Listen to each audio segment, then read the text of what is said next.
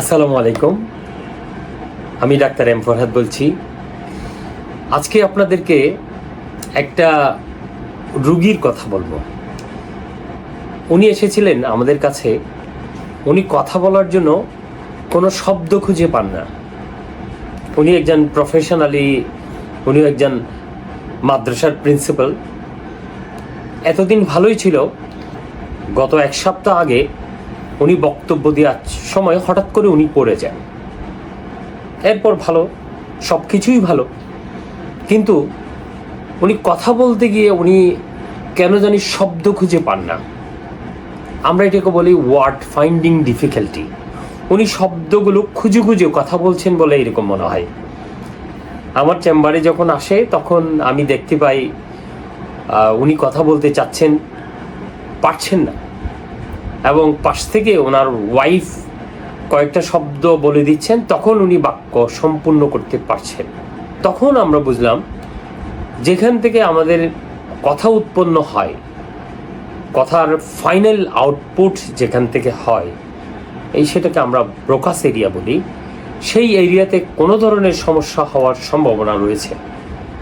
এরপর আমরা এমআরআই পরীক্ষা করি। প্রসঙ্গতই বলে রাখি, এইসব ক্ষেত্রে এমআরআই ফার্স্ট চয়েস।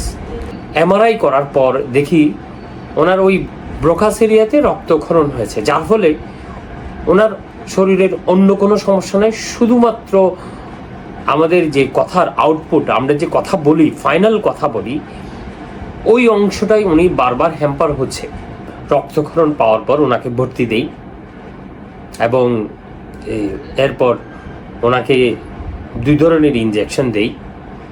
এইসব ইনজেকশন হচ্ছে ওনার রক্তক্ষরণগুলো কমে আসা এবং রক্তক্ষরণের আশেপাশে যে পানিগুলো জমছে, কিছু পানি জমে, ওই পানিগুলো যেন চুষে নেয়। 3 দিন পরেই উনি স্বাভাবিকভাবে কথা বলতে পারছেন।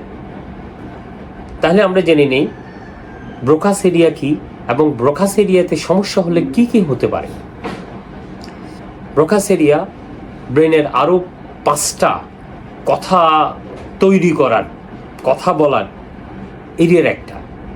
যেমন একটা ব্রোকাস এরিয়া, আরেকটা বলি ওয়ার্নিংস এরিয়া, আরেকটা বলি ট্রান্সকর্টিক্যাল মোটর এরিয়া, আরেকটা হচ্ছে ট্রান্সকর্টিক্যাল সেন্সরি এরিয়া, আরেকটা হচ্ছে কন্ডাকশন এরিয়া।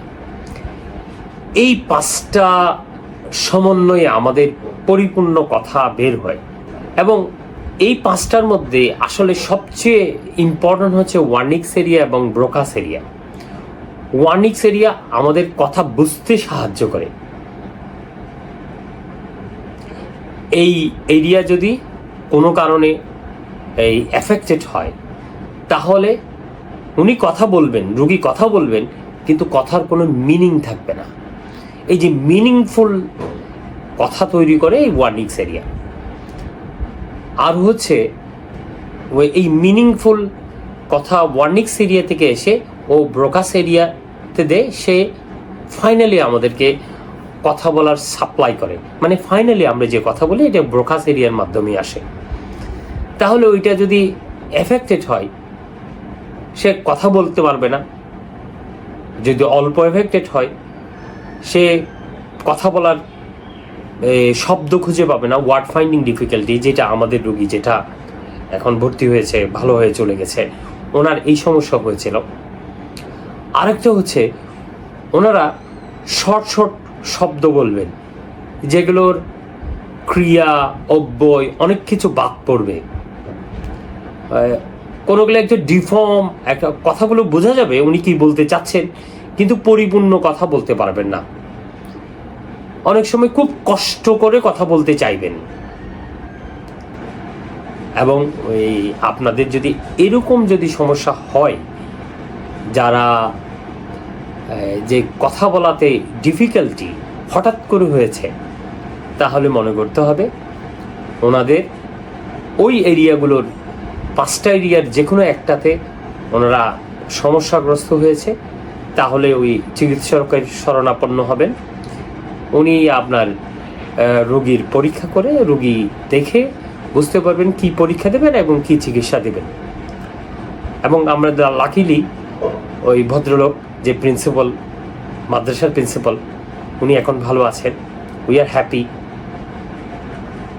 আজ এই পর্যন্ত। আসসালামু আলাইকুম।